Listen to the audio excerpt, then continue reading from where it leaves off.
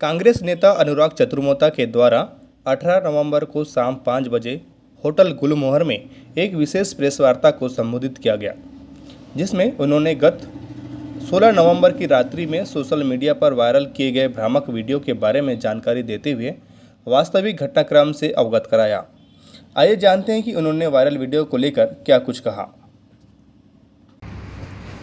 का एक भ्रामक वीडियो कुछ लोगों के द्वारा बालाघाट जिले के सोशल मीडिया पर वायरल किया जा रहा है। मैं उस वीडियो को लेके अपनी बात आप सबके बीच में रखना चाहता हूं, और इसलिए रखना चाहता हूं कि आप लोगों को इस पूरी बातचीत की सच्चाई से मैं अवगत करा सकूं। सबसे पहली बात यहाँ से शुरू करना चाहिए कि जीवन ज्योति आश्रम जो हीरापुर में स्थित है, इस जीवन ज्योति आश्रम से लगभग मेरा 12 से 14 साल का संबंध है। चाहे उनका धरपीवाड़ा में कार्यक्रम हो, चाहे उनका हट्टा में कार्यक्रम हो, चाहे उनका बालाघाट में हीरापुर में कार्यक्रम हो, मैं लगभग हर कार्यक्रम में पिछले 14 से 15 साल, 10 से 12 साल से अधिक समय से जाता आ रहा हूं। ये मेरा एक व्यक्तिगत विषय है जिससे राजनीति का कोई दूर दूर तक लेना देना नहीं है। मैं सभी धर्मों पर पूर्ण रूप से आस्था और विश्वास रखता हूं। मैं मंदिर जाता हूं, मैं मस्जिद दरगाह जाता हूं, मैं चर्च भी जाता हूं, और मैं सिखों के गुरुद्वारे में भी जाता हूं। मेरी ये व्यक्तिगत आजादी है कि मैं किसी भी मंदिर, मस्जिद, गुरुद्वारे या दरगाह में जा आ सकता हूं। इसमें किसी को कोई परेशानी नहीं होनी चाहिए, पहला। दूसरी बात, जो ये मेरे ऊपर वो तथाकथित आदमी ने आरोप लगाया है कि मैं ये कर रहा था, वो कर रहा था, तो मैं उस पर प्रकाश डालना चाहता हूं कि जैसे इस बार का जो चुनाव हो रहा है, इस बार के चुनाव में पमार समाज का एक प्रत्याशी है, लोधी समाज का एक प्रत्याशी है। लगभग 90% पमार समाज के लोग भाजपा के साथ जा रहे हैं, और लोधी समाज का जो प्रत्याशी है उसके साथ में लगभग 90% लोग लोधी समाज के जा रहे हैं। साथ ही साथ में जो छोटे बड़े और समाज हैं वो अपनी अपनी सहूलियतों के हिसाब से अलग अलग जगह शिफ्ट हो रहे हैं। शहर का व्यापारी वर्ग का जो आदमी है वो लगभग भाजपा से प्रभावित है और हमेशा से रहा है। हम ये चीज हमेशा से जानते हैं कि ये समाज लगभग इस पार्टी के साथ में जाएगा। जीवन ज्योति आश्रम जो है वो क्रिश्चियन लोगों का आश्रम है, क्रिश्चियन धर्म को मानने वाले लोगों का आश्रम है। अब आप ही सबसे मेरा ये सवाल है कि क्या क्रिश्चियन धर्म के लोग भाजपा को वोट देने के लिए तैयार होते हैं कि नहीं होते? मेरा यह व्यक्तिगत मानना है कि क्रिश्चियन समुदाय के लोग भाजपा को 90% वोट नहीं देते हैं। पहला सवाल का जवाब। दूसरी बात, उस आदमी के द्वारा यह कहा गया कि भाजपा बिसेन की बेटी वहां आई थी, उसको उनने मना कर दिए, आपने अब आके बात कर रहे हो, तो ये पूरी तरीके से जनाधार, पूरी तरीके से गैर जिम्मेदाराना बात की गई है और आधारहीन बात की गई है। कारण, मैं मेरी गाड़ी में अकेला था, पहली बात। शाम में 7 बजे को देर रात नहीं बोला जाता। दूसरी बात, ना तो मेरी गाड़ी में किसी भी तरीके की कोई दारू थी, ना मेरी गाड़ी में किसी भी तरीके का कोई पैसा था, ना मेरी गाड़ी में किसी भी तरीके का भाजपा का कोई भी आदमी मेरी गाड़ी में या मेरी गाड़ी के आसपास में कहीं पर भी नहीं था। पहला, मैं शाम में, मैं जीवन ज्योति आश्रम महीने में 2 बार कंफर्म जाता हूं। आप जीवन ज्योति आश्रम के जितने भी लोग हैं वो मुझे बहुत अच्छे से जानते हैं, और मेरा वो परिवार है, और मैं हमेशा आता जाता रहता हूं। मैं शाम में 7 बजे पूरा चुनाव निपटाने के बाद में थक गया था। एक शांति के लिए, चाहे हम मंदिर जाएं, मस्जिद जाएं, गुरुद्वारा जाएं, चर्च जाएं, जहां शाम में 7 बजे, हम सब बोलते हैं शाम में 7 बजे आरती होगी। मैं शाम में 7 बजे वहां पहुंचा, 15-20 मिनट वहां शांति से बैठा ताकि मेरे को अच्छा लगे, और मैं वहां से उसके बाद में निकलने लगा। निकलने के दौरान लगभग 100 से 150 मीटर के बीच कम से कम 50 लोगों द्वारा मेरे को गाड़ी सहित घेर लिया गया। और उस घेरने के पीछे का रीजन मैं बता रहा हूं उस घेरने को भी एक साजिश के तहत मैं आपको थोड़ा सा पूर्व चीजों पे प्रकाश डालना चाहता हूं। युवक कांग्रेस का जो अध्यक्ष है तबरेज पटेल, वो तबरेज पटेल के पिताजी बब्बू पटेल कंकर मुजारे के पुराने सहयोगी रहे, लगभग कई सालों से उनके साथ में रहे, लेकिन उनकी आपसी रंजिश के कारण कंकर मुजारे द्वारा उनको अपने पास से भगा दिया गया। ये तबरेज पटेल जो है, ये तबरेज पटेल पहले जन जन पुकारे के नारे लगाते रहता था और अभी पिछले 2-4 साल 5 साल पहले ये कांग्रेस में शामिल हुआ। पहला, क्योंकि उनके पिता बब्बू पटेल जी से कंकर मुजारे की व्यक्तिगत दुश्मनी थी। उस व्यक्तिगत दुश्मनी के कारण वो चाहते थे कि भाई, मेरा एक उल्टा कहना है, तबरेज पटेल का विधानसभा क्षेत्र है परसवाड़ा, वो जिला युवक कांग्रेस का अध्यक्ष है। उसको चुनाव के एक शाम पहले परसवाड़ा विधानसभा में अपने गांव और अपने क्षेत्र को संभालना चाहिए कि जीवन ज्योति आश्रम में ये देखने आना चाहिए 50 लोगों के साथ में कि यहाँ कौन आ रहा है। पहली, माननीय जिला कांग्रेस कमेटी अध्यक्ष संजय उइके जी का विधानसभा क्षेत्र का मैं प्रभारी हूं। एक, उसमें बैहर और उकवा बेल्ट आता है, वहां पर ईसाई लोगों के बहुत सारे वोट हैं, बहुत सारा जनमानस ईसाई समुदाय को मानता है। राजनीति की कुछ ना कुछ मजबूरियां रहती है कि जहां हमको जाके सेटल करना पड़ता है, बात करना पड़ता है, सामाजिक स्तर पे गणित बनाना पड़ता है, क्योंकि मैं उस जगह का प्रभारी हूं। तो मैं वो चीजों पे आपको ज्यादा प्रकाश नहीं डालना चाहता।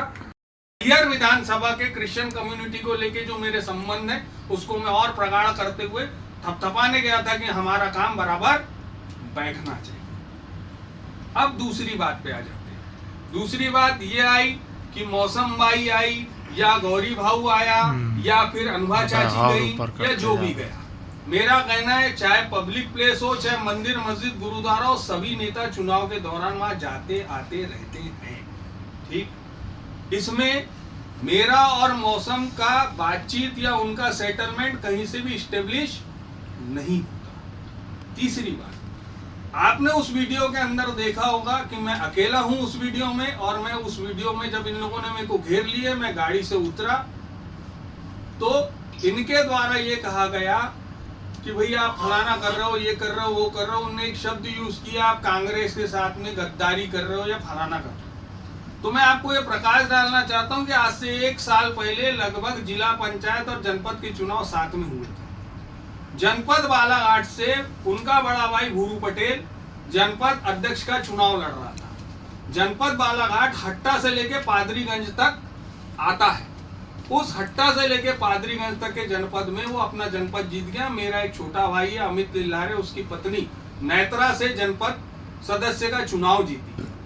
उस चुनाव जीतने के बाद जब इन लोगों के द्वारा पूरे लोगों को बाहर यहाँ से शिफ्ट किया गया, क्योंकि वोटिंग में थोड़ा समय रहता है तो लोग अपने अपने लोगों को ले जा लेते हैं। अमित लिल्लारे मतदान के दिन ब्लॉक कांग्रेस कमेटी अध्यक्ष सुखदेव मुनि कुतराहे, पूर्व जिला पंचायत सदस्य उमेद लिल्लारे, ऋतुराज मोहारे और लाखन राणा जी के साथ में यहाँ से वोट डालने के लिए जनपद गया मेरे ऑफिस से, जिसका मेरे पास फोटो सहित एविडेंस उपलब्ध है। पहला। दूसरी बात, जनपद का चुनाव अगर मेरे वोट से वो हारा रहता तो वो 1 वोट से चुनाव हारता, जबकि जनपद का चुनाव वो 2 वोट से हारा। ठीक, उसकी वो खींच निकालना चाहते थे।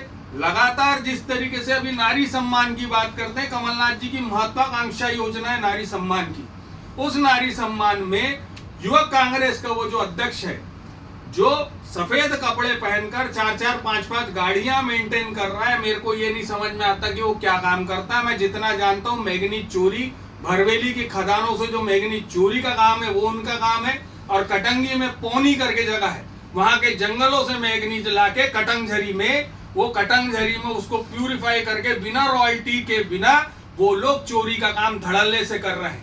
कहने में ये तक सुनने में आता है कि बालाघाट में उनके क्षेत्र के और कटंगी क्षेत्र के थानों को, वन विभाग को और खनिज माफियाओं को और खनिज अधिकारियों को इनके द्वारा मैनेज किया जाता है। हम किसी पे प्रत्यक्ष आरोप प्रत्यारोप लगाने नहीं बैठे हैं, लेकिन जिस तरीके से मेरी इमेज को खराब करने की ये कोशिश की जा रही है, इनको ये चीज बहुत अच्छे से मालूम है कि अनुराग चतुर्मोता पिछले 20 सालों से कांग्रेस से जुड़ा हुआ है, कांग्रेस का काम कर रहा है। मेरे पास 500 से अधिक रिकॉर्डिंग होगी क्षेत्र के मतदाताओं की जो मेरे से जुड़े हुए हैं, जिनके द्वारा मुझे फोन करके पूछा गया है, इन लोगों के द्वारा मुझे फोन करके बुलवाया गया कि भाई आपको किसको मतदान करना है। तो मैंने हर बार मैं 500 से अधिक रिकॉर्डिंग इस बात की आपको बता सकता हूं, जिस रिकॉर्डिंग में ये होगा कि माननीय कमलनाथ जी की सरकार बनाना है और हर हालत में हमको पंजे को जिताना है। एक दूसरी बात, इनको ये कैसे पता चला कि मैं 7 बजे 7:30 बजे वहां पर आ रहा हूं, जो ये 50 लोगों की फील्डिंग लगा के बैठे थे। अब उसके बाद आप मेरे को ये बताओ कि इनने रात में वीडियो वायरल किए, इनने रात में जो वीडियो वायरल किए, मेरे को एक चीज बताओ भैया कि अगर 8 बजे के आसपास वो घटना हुई, 9 बजे मैं फेसबुक लाइव पे आके और आप सभी पत्रकार साथियों को बुला के मैं अगर ये स्टेटमेंट जारी करता कि देखो आज बालाघाट का एक व्यापारी वर्ग का आदमी मंदिर मस्जिद गुरुद्वारा 50 लोगों ने घेरे और इन 50 लोगों ने मुझ पर उल जलूल बातें की, मेरे साथ में फलाना हो गया ठिकाना हो गया, ठीक। उसके बाद में वो चीज का चुनाव में इफेक्ट पड़ता कि नहीं पड़ता, मैं जिला चैम्बर ऑफ कॉमर्स का सेक्रेटरी भी हूं और साथ में एक सम्राट नागरिक हूं, बालाघाट का जिम्मेदार नागरिक हूं। अगर मैं ऐसा स्टेटमेंट जारी करता तो उससे हमारे कांग्रेस कैंडिडेट जो कि बालाघाट विधानसभा से अनुभव मुजारे जी हैं, उनके चुनाव में फर्क निश्चित रूप से पड़ता। मैंने उस चीज को, उस घटना को, जब मुझे 50 लोगों ने वहां पर घेर लिया, उसके बाद मैंने शांति से उस माहौल को निपटाया। आप भी जानते हो पूरे लोग कि जिले में और बालाघाट के अंदर में हमारी टीम कितनी बड़ी है। मैं चाहता तो 10 मिनट के अंदर में वहां मैं भी 100-200 लड़के बुला के वहां रात भर लड़ाई करते और 17 तारीख के लिए हमारे पूरे बूथ खाली हो जाते और सब लड़के सिर्फ लड़ने भिड़ने में लग जाते। मैंने समय की नजाकत को देखते हुए उस समय वहां मैंने सिर्फ इतना बोला कि तुम जितना बदनाम करना चाहते हो कर लो, इस बदनामी से मेरे को कोई फर्क नहीं पड़ता। मैंने हर मंच पर यह बात कही है कि 230 विधानसभा में माननीय कमलनाथ जी चेहरा है। मैंने हर बार यह बात कही है कि 230 विधानसभा में हमारा निशान पंजा है। ना ये चुनाव अनुभव मुजारे जी लड़ रही है, ना ये चुनाव अनुराग चतुर्मोहता लड़ रहा है, ना ये चुनाव सम्राट सरस्वार जी लड़ रहे हैं। ये चुनाव कमलनाथ जी का चुनाव है, एक चुनाव आम आदमी का चुनाव है। जिस तरीके से मुझे फंसाने की और जिस तरीके से मेरी छवि को धूमिल करने की कोशिश की जा रही है, मैं सिर्फ इतना कहना चाहता हूं इस पूरे विषय के अंतर्गत कि पिछले 15 से 20 दिन से ये लगातार मेरे ऊपर दबाव बना रहे हैं, लगातार मेरे को ये बताने की कोशिश कर रहे हैं कि कैसे न कैसे करके इसको पब्लिक में गलत साबित करने की कोशिश की जाए। तो मैं आप सभी के माध्यम से ये कहना चाहता हूं कि मुझे कांग्रेस और मुझे बीजेपी से सिर्फ इतना मामला है कि मैं कांग्रेस को पसंद करता हूं। व्यक्तिगत रूप से मैं और मेरा परिवार कांग्रेसी था, है, हमेशा है। मेरा कहना यह है कि आपके मैगनी चोरों के और उल्टे सीधे काम करने वालों से मेरे को कोई सर्टिफिकेट की आवश्यकता नहीं है। कोरोना काल के दौरान अनुराग चतुर्मोहता ने पूरी पहली लहर और दूसरी लहर के अंदर चाहे ऑक्सीजन कंसंट्रेटर हो, चाहे हजारों टन अनाज हो, अपने दम पर अपने क्षेत्र के लोगों तक भेजने की कोशिश की। अगर वो राजनीति थी तो आप लोग उस समय कहां थे? नारी सम्मान में 40,000 से अधिक फॉर्म मेरे द्वारा माननीय कमलनाथ जी के लिए मध्य प्रदेश में कांग्रेस की सरकार बनाने के लिए बनाए गए, भरवाए गए। आपके द्वारा कितने भरवाए गए? मैंने इस कांग्रेस के लिए 9 दिन सेंट्रल जेल भोपाल में रहा हूं। मैं एनएसयूआई आंदोलन में 9 दिन में जेल काट के आया हूं। आप लोगों को आज तक नहीं पता होगा, लेकिन मैं आपको बता रहा हूं। 300 किलोमीटर की मैंने बालाघाट विधानसभा की पद यात्रा की है। चाहे नगर पालिका चुनाव आता है, जिला पंचायत चुनाव आता है, भारत जोड़ो यात्रा आती, अरे कोई भी कार्यक्रम आता है, अनुराग चतुर्मोहता और उसके लोगों ने हमेशा पूरी ताकत से उस कार्यक्रम को संभाले। मेरी जवाबदारी नगर पालिका चुनाव में, मेरी जवाबदारी माननीय कमलनाथ जी ने मुझे वित्त प्रबंधन की जवाबदारी दी थी, ना कि मुझे वार्ड वार्ड में जाके उन लोगों के लिए जिताने की जवाबदारी दी थी। वित्त प्रबंधन मेरे हाथ में था। मैंने वित्त जहां तक जैसा मेरे से बन पड़ा मैंने वैसा करने की कोशिश किया। और आप अपनी व्यक्तिगत छवि को बनाने के लिए क्षेत्र में मेहनत करो। किसी दूसरे आदमी को नीचा और ऊंचा दिखाने से आप बड़े नहीं हो जाओगे। जो मुझसे प्यार करते हैं वो मुझसे प्यार करेंगे और जिनको मेरे बारे में गलत बोलना है वो मेरे बारे में हमेशा गलत बोलते रहेंगे। मैं ये वीडियो या न्यूज आप लोगों से इसलिए नहीं बोल रहा हूं कि मैं अपना पक्ष या मैं अपनी सफाई पेश कर रहा हूं। मैं सिर्फ इतना बोलना चाहता हूं कि जो लोग मुझसे प्यार करते हैं वो अपने भाई पर हमेशा विश्वास रखें कि उनका भाई कल भी सही था और आज भी सही है। 2018 में मैंने निर्दलीय चुनाव लड़ा। तो उस निर्दलीय चुनाव लड़ने के बाद में अगर मेरे को 2023 में मेरा नाम पहले और दूसरे नंबर पर चल रहा था, आप सभी पत्रकार साथियों को मालूम होगा ये बात। उसके बाद में भी मेरी लगातार अवहेलना की गई।